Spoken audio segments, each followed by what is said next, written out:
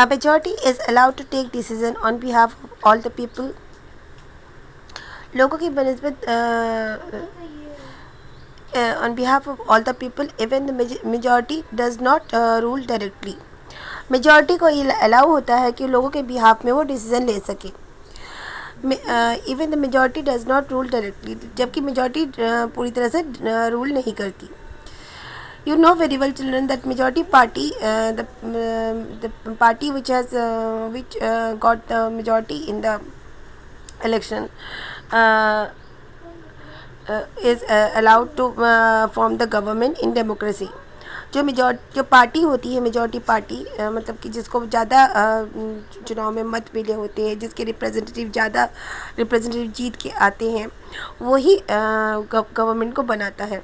तो इस तरह से मेजॉरिटी जो है वो लोगों के बिहाफ में डिसीजन लेती है. मतलब जो मेजॉरिटी पार्टी होती है वो लोगों, जिस पार्टी को ज़्यादातर लोगों ने चुना है वो मेजॉरिटी को रिप्रेजेंट करती है और वही पार्टी गवर्नमेंट बनाती है और वही पार्टी रूल करती है. तो इस तरह से मेजॉरिटी ऑफ पीपल, मतलब लोगों की जो मेजॉरिटी होती है वही एक तरह से सभी लोगों पर रूल करती है. Even the majority does not rule directly. Majority directly rule नहीं करती. The majority of people rule through their elected representative. Majority जो होती है लोगों की, वो अपने elected representatives के थ्रू, यानी इलेक्शन में जीते हुए रिप्रेजेंटेटिव जो उनके प्रतिनिधि होते हैं उनके थ्रू शासन करती है, रूल करती है. This become necessary because, ये बहुत ज़रूरी है क्योंकि modern democracies involve such a large number of people that it is physically impossible for them to sit together and take a collective decision. Modern democracy में ये बहुत ज़रूरी है कि इस तरह का इलेक्टेड रिप्रेजेंटेशन हो ताकि जो लार्ज नंबर ऑफ पीपल है वो एक साथ बैठकर, फिज़िकली एक साथ बैठकर तो डिसीज़न नहीं ले सकते, ये बहुत ही असंभव है. तो वो अपने रिप्रेजेंटेटिव्स को चुन के भेजते हैं और वो रिप्रेजेंटेटिव जो होती हैं वो गवर्नमेंट फॉर्म करते हैं और वो लोगों के लिए, वो पूरे देश के लिए डिसीज़न लेते हैं, अलग अलग मामलों में डिसीज़न लेते हैं. तो इसे कहा जाता है कलेक्टिव डिसीजन.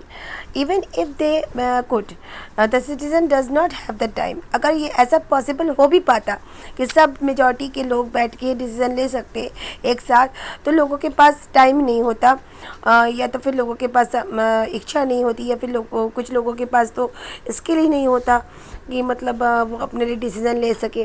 तो इसलिए ये इलेक्टेड रिप्रेजेंटेशन के थ्रू गवर्नमेंट को फॉर्म किया जाता है जो लोगों के बिहाफ में डिसीज़न लेती है. This gives us a clear but minimum understanding of democracy. ये एक क्लियर लेकिन एक मिनिमम अंडरस्टैंडिंग जो डेमोक्रेसी को समझने का एक पहलू होता है उसको ये बताता है कि मेजॉरिटी ऑफ पीपल जिनको सिलेक्ट करती है, यानी बहुत ज़्यादा लोग जिन लोगों को सिलेक्ट करते हैं वो रिप्रेजेंटेटिव जो होते हैं वो गवर्नमेंट बनाते हैं.